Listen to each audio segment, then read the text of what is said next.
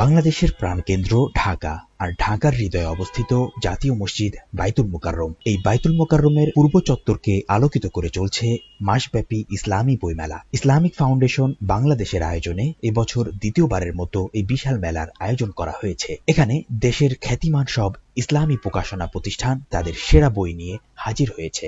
বাইতুল মোকাররমের এই বইমেলায় আসা খুবই সহজ। মতিঝিল বা বাংলাদেশ সচিবালয় মেট্রো স্টেশন থেকে বাইতুল মোকাররমের উত্তর গেট হয়ে পূর্ব গেটের রাস্তা দিয়ে এগিয়ে গেলেই ডান ও বাঁ দিকে প্রশস্ত এলাকা জুড়ে এই মেলার অবস্থান। এবারের বইমেলায় 203টি স্টলে 1.5 শতাধিক প্রকাশনা প্রতিষ্ঠান অংশগ্রহণ করেছে। এখানে আপনি পাবেন পবিত্র কুরআনের অনুবাদ, তাফসির, হাদিসের গ্রন্থ, ইসলামী ইতিহাস, সাহিত্য, গবেষণাধর্মী বই এবং শিশুদের জন্য ইসলামিক গল্প ও উপন্যাস। বিশেষ আকর্ষণ হিসেবে এবার বিদেশি প্রকাশকদের অংশগ্রহণ মেলার বৈচিত্র্য বাড়িয়ে দিয়েছে। লেবানন, মিশর ও পাকিস্তানের 4টি প্রকাশনা প্রতিষ্ঠান এবারেই প্রথম অংশ নিয়েছে।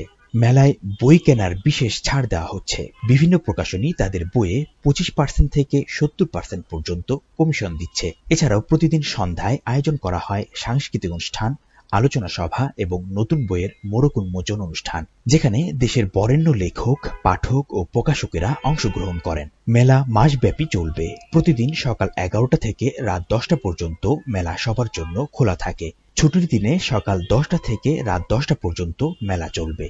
দর্শনার্থীদের সুবিধার জন্য মেলায় রয়েছে ফুড কর্নার, শিশু চত্বর, লিটল ম্যাক কর্নার এবং মহিলাদের জন্য আলাদা বসার ব্যবস্থা। জ্ঞানের আলোকে হৃদয়ে ধারণ করতে এবং আধ্যাত্মিকতা ও ইসলামী মূল্যবোধকে জীবনে লালন করতে এই বইমেলা একটি অনন্য প্ল্যাটফর্ম।